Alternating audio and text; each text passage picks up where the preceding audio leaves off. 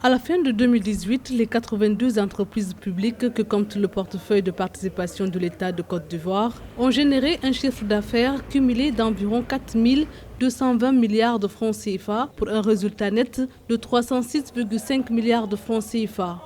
Les bonnes performances dans le secteur des mines et des hydrocarbures ont contribué à cette embellie. Un contexte de plus en plus compétitif dans les différents secteurs dans lesquels ces entreprises-là opèrent. Et cela peut emmener les dirigeants de ces entreprises à renforcer leur process, leur procédure en termes d'organisation et aussi le plan opérationnel. Et cela peut permettre de dégager des marges tant en termes de croissance organique qu'en termes de croissance externe. Mais les bonnes performances dissimulent des disparités.